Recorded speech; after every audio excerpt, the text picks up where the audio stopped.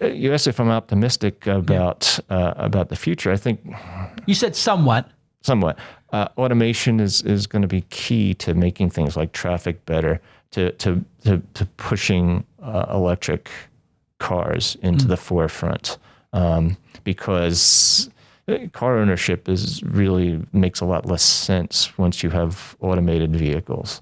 And think about this. Think about the average car, right? It carries 5, 6 people, room for 6, 8 suitcases. Yeah. But the normal use case for a car is one person in it going to work. That's one person in a briefcase on the floor. So we have we need to have a Swiss Army knife type vehicle because we want to have all use cases covered, and we don't want to have a garage full or a big lot full of cars for every driver.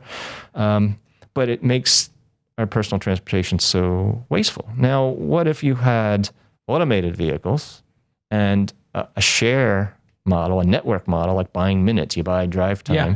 You get exactly the car you need for what you're doing that day. For most people, it'll be one or two person vehicle going 30 miles or less. That's what most of our trips look like in America. Right. Perfect use case for electric vehicles for 90% of our trips. And automated.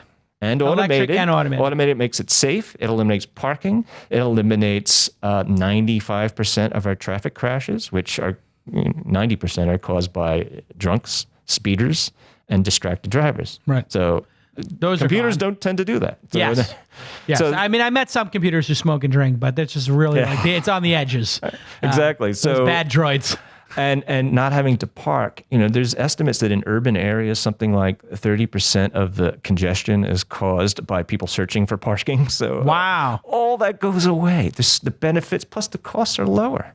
Yeah. I mean, right now, a lot of people are switching to not having cars and just taking Uber or Lyft or a ride share. And it pays off. They call it full Uber in the business. It pays off up to a point. If you don't go more than maybe 10,000 miles in a year, it's a wash. Is that the breaking point, 10,000? Yeah. It's a wash? I did notice that because I have an expensive car. I have a Tesla, which, I think operationally is something in the like $1,100, $1,200, $1,300 a month if you owned it for whatever, 5, 6, 7 years.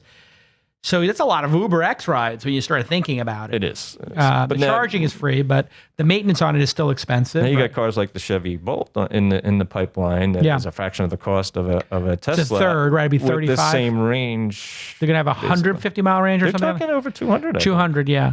So the prices are coming down. Tesla's got their Gen 3, 400,000 pre-orders.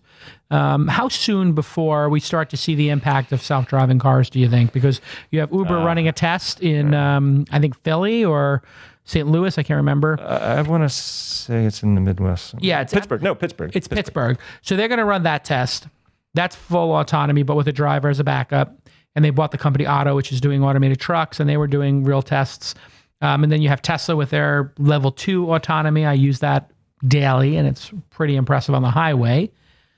When are we going to start seeing the majority of trips in the United States be level 4 autonomous? In other words, no steering wheel. The technology is 99% there now. I looked most closely at the Google car and drove in it, and what their secret sauce is mapping technology. These cars, the automated cars that they're designing, and Ford is going with this model too, and some of the other manufacturers, it maps its environment with 360-degree, it's called LiDAR. Yeah. And it's like robotic vision. Yeah.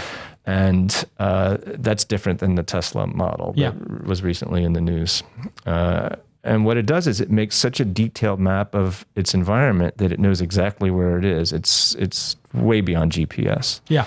And it's you can't sneak up on this car. Right. You can't. In fact, I saw it avoid colliding with a distracted pedestrian, a Google coder who was like literally typing on his laptop and jaywalking at the same time, and they walked right in front of the car that I was and the car cruising around stopped. it. Oh yeah, it stopped.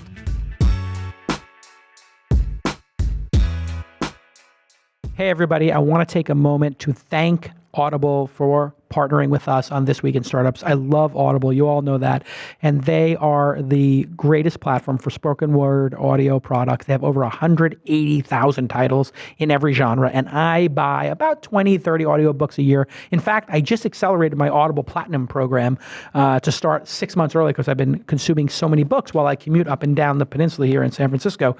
But unlike other streaming services, you own your own books. That's critical. You want to own your own books. And WhisperSync lets you sync them between your Audible account and your Kindle. You can read at any time in the car. You're always synced up. That's one of the things I love because I have 2 phones, an iPad, and a desktop where I listen to books. I've been listening to this great book, and it's my pick of the week. It's called A Guide to the Good Life, and it's by William Irvine.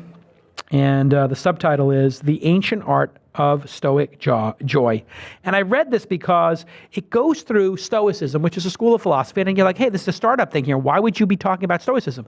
Stoicism is a great thing to understand for when you're going through startup challenges. You can really figure out what it is that's triggering you and making you emotional and making you incapacitated, and you can start to appreciate what's going on in your life. I absolutely think that this book, A Guide to the Good Life, The Ancient Art of Stoic Joy, is going to be appreciated by founders and other people who are having maybe a little chaos in their life or emotional situations. You may not become a Stoic, to be honest, but you may feel really good that you've been informed about the concept of Stoicism.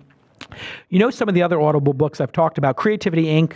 By Ed Catmull. He was just on the program and he was amazing. Decide to Play Great Poker. I talked about that from Annie Duke. Smarter, Faster, Better by Charles Duhigg. I mean, there's just The Man Who Knew Affinity was a great one. So many great books on Audible. Here's your special offer. Go to audible.com/twist, audible.com/TWIST. This Week in Startups, right? Pretty clever. And you'll get a 30-day trial membership. You can download my book of the week for free, A Guide to the Good Life, The Ancient Art of Stoic Joy. Go ahead and get that right now. Audible.com/twist, audible.com/twist, and improve your mental state and your philosophy and grinding it out with startups. Stoicism, I find it very helpful for me. I really appreciate what I have. So go ahead and go to audible.com/twist, audible.com/twist. And I just want to say thank you to Audible. You guys know I've been a fan of the product forever. And it means a lot that literally every year Audible supports This Week in Startups. You don't have to. I know Audible is doing great. You don't need to be involved in these tiny little podcasts, but you do. You support us. I think it's a recognition that we put great content out in the world. And I know that you guys put a lot of effort over at Audible to putting great content on there. So all the folks over at Audible, thank you for just making the product better and better and better. The product's gotten great. I listened to that New York Times update. They give you a free New York Times update. It's great. And the channel feature is great. There's a lot of great content on Audible. Go ahead and get in there, audible.com/twist. I could talk about them for days. It's such a great product. Okay, thanks, Audible.